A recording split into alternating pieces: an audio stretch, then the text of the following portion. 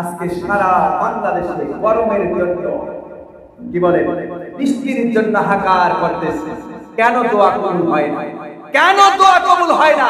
আগে বৃষ্টির দিকে দোয়া করতে দেরি, বৃষ্টি আসতে দেরি, আর এখন দোয়া করি, এত কিছু করতেছি, নামাজ পড়তেছি, বৃষ্টি আসে।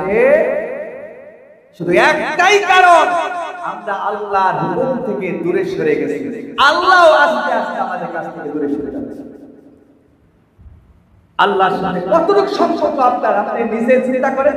এই বুকে হাত দিয়ে আপনি বলেন যে আল্লাহর সাথে কতটুকু সম্পর্ক। এই গরমকে ঠান্ডা করতে আল্লাহ সেকেন্ড সময় লাগে না। কি বলেন, লাগে?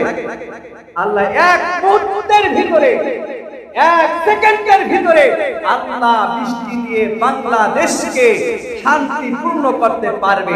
এছাড়া পৃথিবীর কেউ পারবে না। কথা বলতে পারবে কেউ? আল্লাহকে ভুলে গেছি, আল্লাহকে ভুলে গেছি, আল্লাহকে ভুলে গেছি, আল্লাহর ইবাদত ভুলে গেছি, আল্লাহর সাথে সম্পর্ক ভুলে গেছি। ভুলে যাওয়ার কারণে ইন্না যাবিলা শাদীদ, ইন্না যাবিলা শাদীদ, আল্লাহ আযাব দেওয়া শুরু করছে। একটু দিলেই তো শেষ। কত এসি থাকে, ফ্যান থাকে, বাতাস থাকে, জানালা থাকে, এত কিছু থাকার পরও ভিতরে শান্তি আসে না। আপনি একটু গভীরভাবে চিন্তা করেন। আমার মা নাই, বাবা নাই, দাদা নাই, দাদি নাই, তারা তো অন্ধকার কবরে শুয়ে আছে।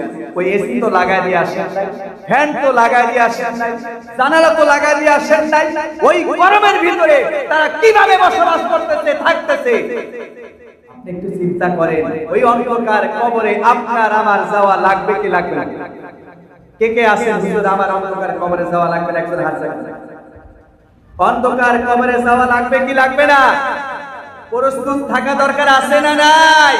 ও মুসলমান, অনুরোধ করে বলছি, হাত করে বলছি, পায়ে করে বলছি, ওই অন্ধকারে যদি শান্তি চাই, এক নম্বর কাজ হলো নামাজ, নামাজ, নামাজ।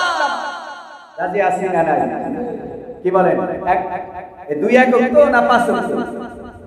সবাই বলেন দুই এক ওয়াক্ত না পাঁচ ওয়াক্ত? সবাই বলেন কয় ওয়াক্ত? সবাই বলেন কয় ওয়াক্ত? আবার বলেন কয় ওয়াক্ত? পাঁচ ওয়াক্ত। জুমা পড়লেই হবে। এক বেলা পড়বেন, আপনি তিন বেলা খাবার, দুই বেলা খান নাই। কয় বেলা?